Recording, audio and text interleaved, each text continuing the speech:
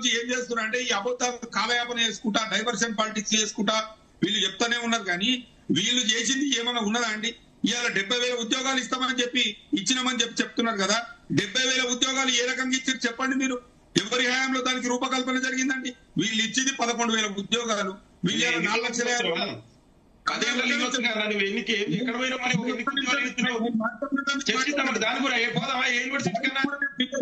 మీరు దేనికి మాట్లాడాలో మీరు ఎన్ని ఉద్యోగాలు ఇచ్చినా ఏ యూనివర్సిటీ కన్నా 4,50,000 డబుల్ బెడ్రూమ్ ఇల్లు ఇచ్చినామని చెప్తున్నారు. వీళ్ళు 4,50,000 డబుల్ బెడ్రూమ్లు ఇచ్చినామని చెప్పి ముఖ్యమంత్రి గారు చెప్పడం జరిగింది. వీళ్ళు మార్చి నెల 2026 నాటికి వీళ్ళు పూర్తయింది 8,900 ఇండ్లు. వీళ్ళు ఏప్రిల్ పోయిన నెల మే వరకు వచ్చి వీళ్ళు ఒక 45,000-50,000 ఇల్లు పూర్తయినవి. ఉట్టిగానే అన్ని అబద్ధాలు చెప్పి, ఉట్టిగానే ఉచిత ప్రసంగాలు చెప్పి ప్రజలను తప్పుదో పట్టేయాలి, బట్టగాల్చి ప్రతిపక్షాల మీద వేయాలనేటువంటి ఏదైతే భ్రమ ఉన్నదో దాన్ని ప్రజలు పూర్తిగా గమనిస్తున్నారండి. ఇవాళ బీఆర్ఎస్ పార్టీ మీద కక్షతోటి, ఇవాళ బీఆర్ఎస్ పార్టీకి మంచి పేరు వస్తుంది అనేటువంటి ఒక దురుద్దేశంతో ఇవాళ రైతులు పుట్టగొడుతున్నటువంటి మాట వాస్తవం కాదా? ఇవాళ పంపుల నిర్వహణ లేదు, ప్రాజెక్టుల నిర్వహణ లేదు, ఇవాళ నీళ్లు నిడవడానికి మీకు సోయి లేదు, ఎప్పుడు ఏ నీళ్లు నిడవాలో తెలియదు, రైతులకు ఏం కావాలో తెలియదు. ఇవాళ తెలంగాణలో కాంగ్రెస్ ప్రభుత్వం ఏర్పాటై 30 నెలలు అయితే ఇవాళ 4 సార్లు రైతు పనులు చేయాలండి. ఇప్పటికి కేసీఆర్ 10,000 ఇస్తే ఏం సరిపోతావి, నేను వచ్చినాక 15,000 ఇస్తా అని చెప్పిండు. 15,000 కాదు, ఉన్న 10,000కే దిక్కు లేకుండా పోయింది కదా. ఇవాళ నిన్న మొన్న చూస్తే సోదరుడు మా నరసింహారెడ్డి బానే చెప్పిండు, మేము ఒడ్లు కొంటలేరని చెప్పి. ఎందుకంటే ఇప్పుడు మేము ఎంత ఆవేదన ఎంతున్నాము గ్రామాలలో మాకు తెలుసండి. మేము గ్రామాలలో రైతులు ఒడ్లు కొనేటోళ్ళు లేక వానలను తడిసిపోతుంటే మొలికెత్తుతుంటే వాళ్ళ ఆవేదన చూస్తే కళ్ళ నీళ్లు గారుతుంటాయండి. ఇవాళ ఏసీలలో కూర్చొని మైక్ల ఉచిత ప్రసంగాలు చేస్తే కాదు, ఇవాళ రైతులకు ఏం కావాలో అది ఇవ్వాలి కదా. ఇవాళ కేసీఆర్ ను ఫామ్ హౌస్ కే పరిమితం చేస్తామని మాట్లాడతారు. కేసీఆర్ ఫామ్ హౌస్ లో ఉన్నా ఇంకేడ ఉన్నా కేసీఆర్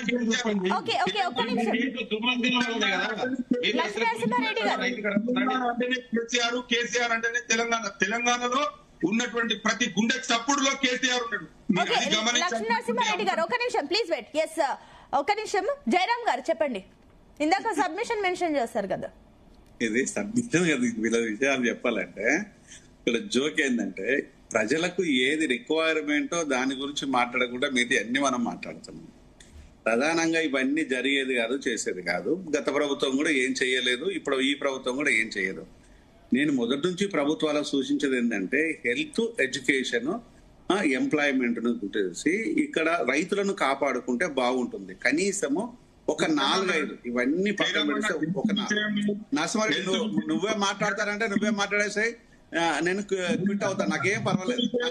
నాకు వేరే ఛానల్ వెయిటింగ్ లో ఉన్నా, నేను నువ్వు మాట్లాడతారా నువ్వే మాట్లాడేసాయి. నేనన్నా మాట్లాడతా కాదన్నా, మీరు కూడా ఇప్పుడు ప్రొఫెషనల్స్ మీరు కూడా తప్పు చెప్పొద్దు అంటున్నాను. తప్పు చెప్తున్నా రాష్ట్రంలో ఎవడన్నా ఒక నిమిషం లక్ష్మీ నరసింహారెడ్డి గారు ఆయన అభిప్రాయం ఏంటో ఆయన చెప్పనివ్వండి. ఒక నిమిషం ఆగండి లక్ష్మీ నరసింహారెడ్డి గారు. జయరామ్ గారు ప్లీజ్ కంటిన్యూ. లక్ష్మీ నరసింహారెడ్డి, నేను తప్పు చెప్తున్నానని నువ్వు అంటున్నావు, నీలా నేను కండ వేసుకోలేదు. నేను తప్పు చెప్తున్నాను, నీ పక్క పార్టీలతో మాట్లాడిపి కనీసం అట్లన్నా అంటే ఇక్కడ మనం ఊరికి ఉలికిపడడం వేస్ట్ కాదు. గత ప్రభుత్వం ఏం చేయకపోతే మరి ఎందుకు కూర్చున్నారు? దాని గురించి నన్ను మాట్లాడడానికి గంటలు సరిపోదు. ఇది కాదు కదా. నేను రేవంత్ రెడ్డి నేను నెత్తిన పెట్టుకోవట్లేదు, మీ జెండా మోయడానికి సిద్ధంగా ఏం లేదు. నేను ఇక్కడ నేను మాట్లాడే విషయాలు ఏంటంటే ప్రజలకు బేసిక్ రిక్వైర్మెంట్స్ ఎక్కడ ఉన్నాయో దాన్ని ఫుల్ఫిల్ చేయడం కోసము మీ నాయకులు, ప్రతిపక్ష నాయకులు ముఖ్యంగా, పాలకులు ఎట్లాగో మాట్లాడరు. పాలకులు అందరికీ అన్ని ఇచ్చినామంటారు. అప్పుడు కేసీఆర్ చెప్పినంటే ఇప్పుడు రేవంత్ చెప్తాడు. అది కాదు కదా. ఇప్పుడు మా లింగం ఉన్నాడు, ఇప్పుడు నేనున్నాను, మన నరసింహారెడ్డి ఉన్నాడు, నువ్వు ఉన్నావు. మన కుటుంబాల లోపల ప్రభుత్వ స్కూళ్లకు, ప్రభుత్వ హాస్పిటల్కు డిపెండెంట్ గా ఉన్నారా లేరా? వాటిని కాపాడుకుందామా వద్దా? ప్రజలకు సర్వీస్ ఇద్దామా వద్దా? నేను కొత్తగా ఏం మాట్లాడుతున్నాను, ఇలా తప్పే ఉన్నది దీంట్లో. నెక్స్ట్ వచ్చేసి ఈ రోజు ఉద్యోగాల కోసము వేట లోపల బిడ్డల జీవితాలు ఆగమైపోతున్నాయి. వాళ్ళకు ఉద్యోగ కల్పన, గవర్నమెంట్ ఉద్యోగాలు అక్కర్లేదు, కనీసము ప్రైవేట్లలో కానీ కనీసము ఇంకా సెల్ఫ్ ఎంప్లాయ్మెంట్ స్కీమ్ లో కానీ ఏదైనా తీసుకొస్తే వాళ్ళ జీవితాలు కొంచెం మెరుగుపడతాయి కదా. దాంట్లో తప్పెక్కడ ఉన్నది? వైద్యం చాలా కీలకమైంది. ఈ రోజు బిడ్డలు పిట్టలోగా ఎగిరిపోతున్నారు. మన తల్లిదండ్రులు కూడా ఇప్పుడు లాంటి వయసు ఉన్న వాళ్ళు పిట్టలాగా ఎగిరిపోతున్నారు. ఆ జీవితాలను కాపాడదామంటున్నారు. అక్కడ తప్పెక్కడ ఉంది అంటే మనం చూసే విజన్ ఏదైతే ఉందో, నేను మీ పార్టీ జెండా మోయటం లేదు, నేను మోయను, మీ గురించి మాట్లాడను. విషయాలను స్పష్టంగా మోపుతాను. రేవంత్ రెడ్డిని ఎత్తున పెట్టుకుని తిరిగే పని కాదు, మోడీని మేము చంకలు పెట్టుకునే ఉద్యోగం నాది కాదు. నేను ప్రజల కోసం మాట్లాడుతున్నప్పుడు ప్రజా సమస్యల కోసమే మాట్లాడతాను, పార్టీల కోసం మాట్లాడను. ఇది రెండు తెలుగు రాష్ట్రాలు తెలుసు, భారతదేశం మొత్తం తెలుసు. ఎందుకంటే నేను ఇంగ్లీష్ లో మాట్లాడతాను, హిందీలో మాట్లాడతాను, తమిళ్లో మాట్లాడతాను, కన్నడలో మాట్లాడతాను, అన్ని ఛానళ్లలో మాట్లాడతాను. కాబట్టి ఇది అందరికీ తెలిసిన విషయమే. ఇక సబ్జెక్టు ఇక్కడ ఈ విషయాలు మాట్లాడితే బాగుంటది. ఇప్పుడు రేవంత్ కానీ ఏదైనా మాట్లాడాలనుకున్నప్పుడు స్పష్టంగా నేను ఇప్పటి వరకు ఇది చేశాను, నేను ఇది చూస్తాను. మా లింగం మొన్నటి వరకు పాపం ప్రభుత్వంలో రాకముందుకు ఎంత సౌమ్యుడో ఎంత నిదానంగా మాట్లాడతారో నాకు తెలుసు. ఎందుకంటే లింగం నేను కొన్ని వందల డిస్కషన్లు చేశాం. కానీ పాపం ఇప్పుడు ఫ్రస్ట్రేషన్ లోపల చాలా సీరియస్ గా మాట్లాడాల్సిన పరిస్థితి రేవంత్ రెడ్డి తీసుకొచ్చి పెట్టిండు. నువ్వే నన్ను పెట్టారు. రేవంత్ రెడ్డి ఆ పరిస్థితి పట్టుకొస్తే పాపం తన మాత్రం ఎంతసేపు కొట్లాడతాడు? ఇవన్నీ తెలియవని తెలుసు. కానీ ఇక్కడ ప్రభుత్వంలో ఉండే వ్యక్తిగా రేపు నరసింహారెడ్డి ఉన్నా, లేకపోతే లక్ష్మీ నరసింహారెడ్డి ఉన్నా, జయరాం ఉన్నా, ఎవరమైనా మాట్లాడతాం. కానీ స్పష్టత ప్రభుత్వం కాకుండా ప్రజలకు ఏమిస్తున్నాం అనేది వాస్తవాలు. ఇవి కదా కావాల్సింది. అంటే ఇక్కడ నేను ఒక చిన్న విషయాన్ని నేను చెప్తాను. ఎందుకంటే నేను గత ఒక 15 సంవత్సరాలు కేసీఆర్ గారితో కలిసి పనిచేశాను. ఈ 15 సంవత్సరాలలో ఎప్పుడు కూడా కేసీఆర్ గారు ఒక మాట చెప్తుంటారు, విద్యా వైద్యం చాలా కీలకంగా ప్రజలకు అందాలి. విద్యా వైద్యం కనుక ఉన్నట్టయితే మనం ఏమి చేయాల్సిన పని లేదన్నాడు. ఆ రెండు పక్కన పెట్టి మిగతా వాటి గురించి మాట్లాడుతున్నారు ఇప్పుడు. అంటే ఆయనకు తెలియదా అంటే తెలుసు. ఈజ్ ఎ ఇంటలెక్చువల్, ఈజ్ ఒక గొప్ప ఓరేటర్. సమస్య గురించి తెలుసు, పరిష్కరించాలని తెలుసు. మరి ఈ రెండు ఎన్నో ప్రజలకు దూరం చేసిండు అనేది అది కదా మనకు కావాల్సింది.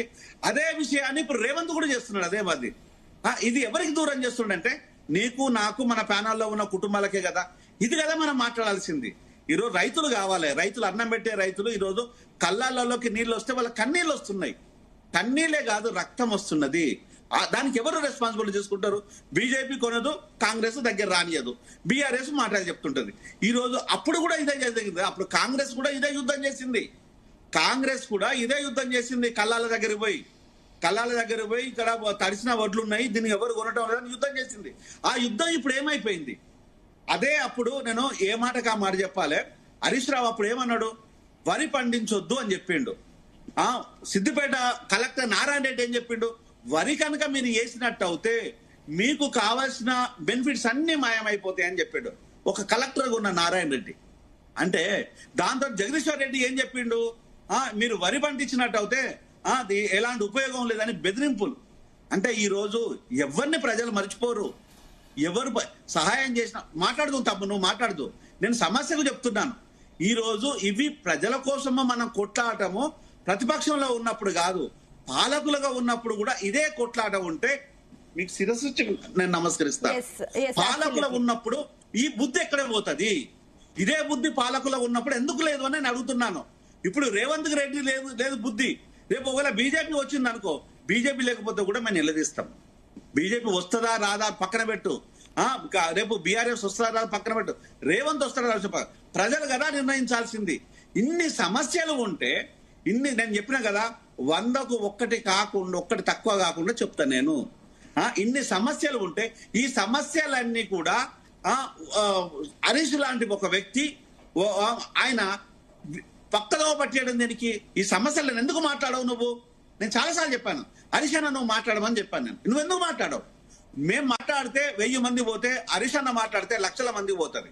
అది కదా మేము కోరుకునేది. నేను నరసింహారెడ్డి మాట్లాడితే 1,00,000 మందికి పోతే, సంజయ్ మాట్లాడితే 1,000,000 మందికి పోతుంది. అది కదా మేము అడిగేది. మిమ్మల్ని ఏం చెప్పమంటారు? ప్రశ్నించమని చెప్తున్నాం, పడుకోమని చెప్పట్లేదు. ప్రశ్నించడమే, గట్టిగా ప్రశ్నించమని చెప్తున్నాము. నిన్న ఇది సందర్భం కాదు కానీ ఒక కామెడీ జోక్యం చెప్పాలా.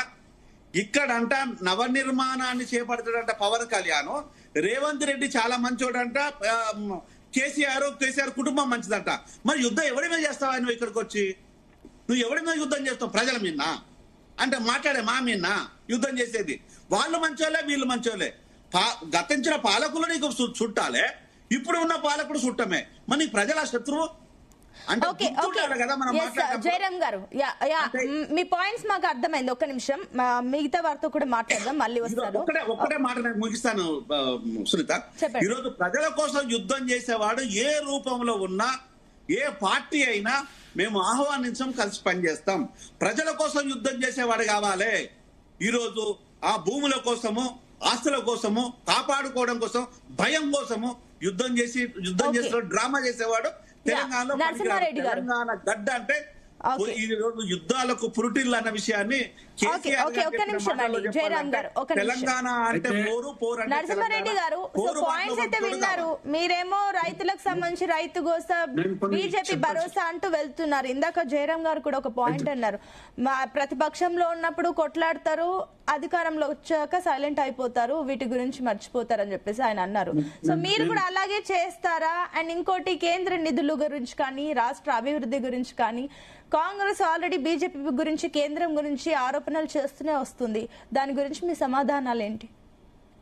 ఇప్పుడు నేను కొన్ని విషయాలు చెప్తాండి. రైతు భరోసా అని బీజేపీ ఏదైతే తీసుకుందో దాన్ని డైవర్ట్ చేయనికే ఇలా రేవంత్ రెడ్డి తెచ్చిండు మొదటిగా. రెండోది, రైతుల ఇన్కమ్ డబల్ చేస్తాను మోడీ ఏదైతే చెప్పిండో అది నేను కొన్ని నెంబర్స్ తోటి చెప్తా. 2014 లో మనకు 1300 ఉండే వడ్ల ఎంఎస్పి. ఇవాళ 2026 లో 2440 రూపాయలు ఉంది. 86% పెరిగింది. ఈ 12 ఏళ్లలో 86% ఎంఎస్పి పెంచారు. ఒకటి నెంబర్లు ఇవి నవ్వుతే కాదన్నా.